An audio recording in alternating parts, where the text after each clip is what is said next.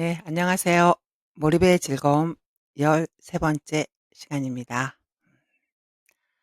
일 자체가 좋아서 할 때 그 일을 경험하는 것 자체가 목적이 될 때를 우리는 자기 목적적이라고 한다. 가령 그저 놀이 자체가 좋아서 두는 체스는 나에게 자기의 목적적 경험이 되겠지만, 만일 내가 돈을 걸고 체스를 두거나 그 세계에서 순위에 오르기 위해 체스를 둔다면, 똑같이 두는 체스라도 자기 외부의 목적을 실현하려는 행위가 되어 외재적 목적성을 강하게 띌 수밖에 없다. 외부의 다른 목적을 달성하려는 의도보다는 일 자체가 좋아서 하는 사람이 자기의 목적성을 가지고 있다고 말할 수 있다.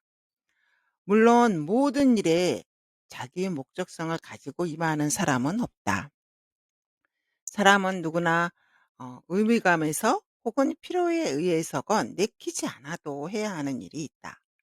그러나 정도의 차이는 무시하지 못한다. 무슨 일을 하더라도 그 일이 하등의 가치가 없다고 생각하는 사람이 있는가 하면, 자기가 하는 일은 대부분이 중요하고 그 자체로 의미가 있다고 굳게 믿는 사람이 있다.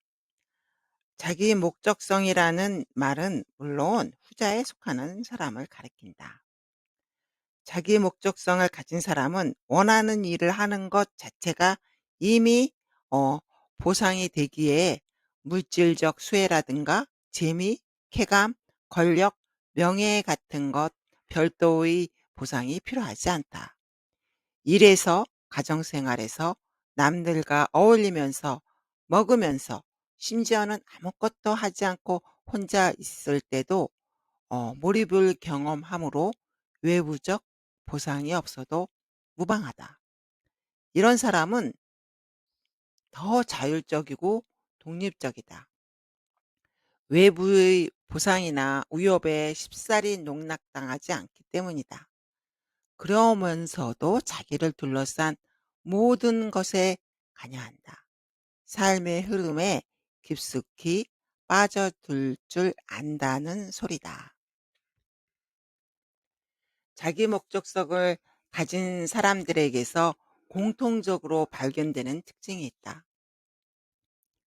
지칠 줄 모르는 정력을 가지고 있다는 점이다. 남들보다 마음의 여유가 많은 건 아닐 터인데도 그들은 주위에서 일어나는 일에 더 많은 관심을 기울이고, 남들보다 더 많은 걸 알아차리며 눈앞의 이익을 생각하지 않고 자기가 그저 좋아서 하는 일에 많은 시간을 투자한다.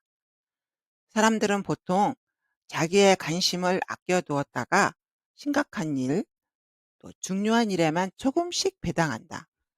나를 풍요롭게 만드는 일에만 관심을 쏟는다. 내가 정력을 쏟아 부을 만한 가치가 있는 대상은 나 자신, 또 나에게 물질적, 정신적 도움을 약간이라도 줄 수 있는 주변 사람이나 일거리다. 나와 직접 관계없는 세상사에 관여하거나 새로운 현상에 호기심을 가지거나 타인에게 공감을 느끼거나 자기 중심적 의식이 설정한 테두리를 뛰어넘는데 마음 쓰는 것을 기대하기 어렵다. 자기 목적성을 중시하는 사람은 나라는 울타리를 가볍게 뛰어넘어 삶 자체를 향유할 수 있는 정신적 여유를 가지고 있다. 내가 ESM 추적 방식으로 연구한 재능이 뛰어난 학생들 가운데 켈리라는 학생은 또래의 친구들과는 달리 남자친구나 쇼핑에 별로 관심이 없고 시험 성적에도 연연하지 않았다. 그, 그 대신 신화에 흠뻑 빠져들어 켈트 신화학자로 자처했다. 일주일의 사흘은 오후에 박물관에서 아르바이트를 하면서 유물을 간수하고 분류하는 일을 거들었다. 벽장 안에다 잡동사니를 쓸어 넣는 아주 단순한 일도 켈리는 즐겁게 해치웠다. 항상 주변에서 일어나는 일에 호기심을 가지고 거기서 조금이라도 배우려고 애썼다. 가까운 친구들과는 종교나 앞으로의 진로를 놓고 진지한 토론도 곧잘 벌였다. 그렇다고 해서 켈리는 이타주의자도 아니었고 남 앞에 나서기 싫어하는 소극적 성격도 아니었다. 켈리는 자신의 독특한 기성을 솔직하게 드러냈고 자기가 좋아서 하는 일에 관심을 기울일 줄 아는 지혜를 가지고 있었다. 창조적인 사람은 대체로 자기 목적성을 중요시한다.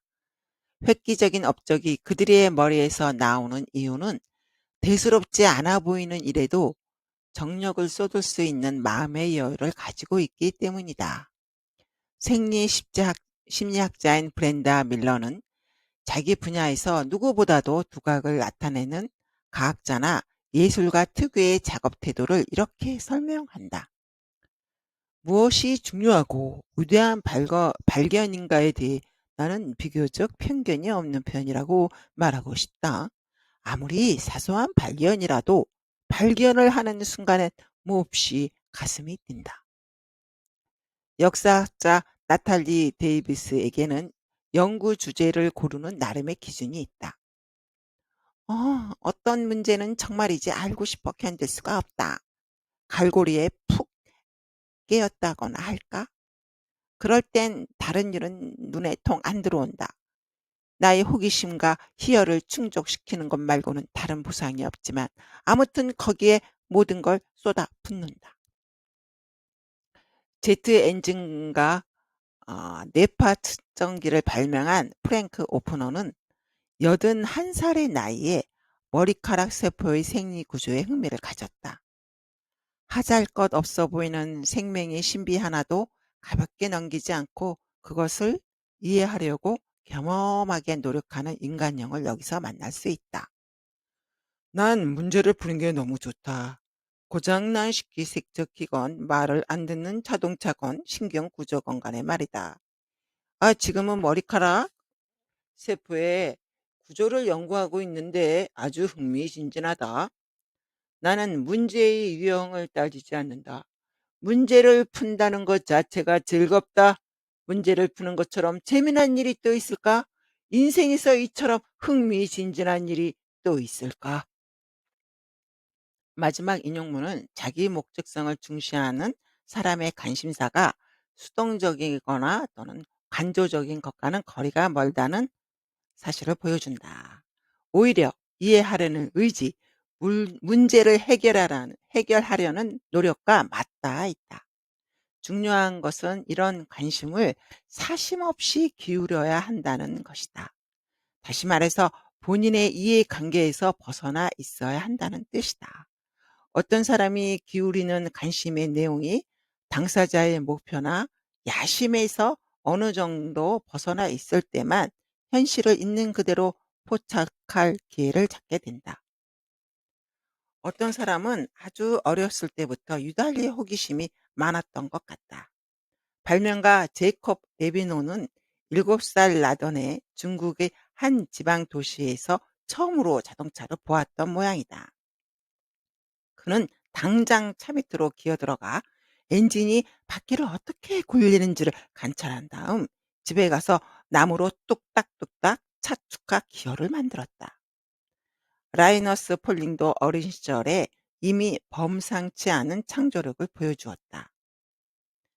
내가 처음으로 독서의 재미를 알게 된 것은 11살 때였다. 나는 책을 많이 읽었다. 9살이 막 되었을 때 벌써 성경과 다인의 종의 기원을 읽었다. 12살 때는 고등학교 1학년 고대사 교과서가 너무 재밌어서 몇 주일에 독파해 버리고 고대사 관련 서적들을 닥치는 대로 읽어 나갔다.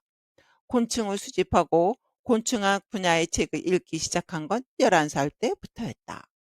12살 때부터는 광물을 모았다. 주변에서 볼 수 있는 광물이래야 만호밖에 없었지만 광물학 서적을 뒤져 책에 나오는 광물들의 속성, 색깔, 경도, 줄무늬 같은 것을 표로 정리했다. 그러다가 13살 때부터 화학에 본격적으로 관심을 가졌다. 화학자들이 특정 물질을 전혀 속성이 다른 물질로 변환시킨다는 걸 알고 얼마나 신기했는지 모른다. 수소와 산소가 만나서 물이 되고 나트륨과 염소가 결합하여 염화 나트륨이 된다는 게 꿈처럼 들렸다. 같은 원소라도 어떻게 결합하느냐에 따라서 전혀 다른 복합물이 만들어졌다. 그 후로 나는 화학을 이해하는데 전심전력을 기울였다. 그것은 세계를 이해하는 길이었고 우주의 본질을 이해하는 길이었다. 폴링은 어른들을 깜짝 놀라게 할 만큼 특출한 머리를 가진 신동은 아니었다는 사실을 여기서 분명히 짚고 넘어갈 필요가 있다. 폴링은 별로 알아주는 사람도 없고 도와주는 사람도 없었지만 스스로 자기 미래를 개척하였다. 그를 창조의 세계로 이끈 힘은 자기 주변에서 벌어지는 일에 철저히 몰입할 줄 알았던 능력이었다.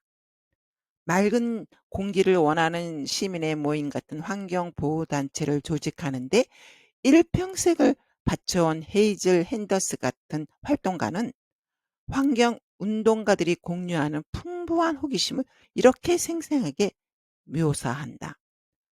5살 무렵인가? 잠에서 막 깨어나 주위를 둘러보았을 때 입에서 이런 말이 저절로 새어나왔다. 아, 참 근사한 세상이다. 이 세상은 어떻게 돌아가는 거지?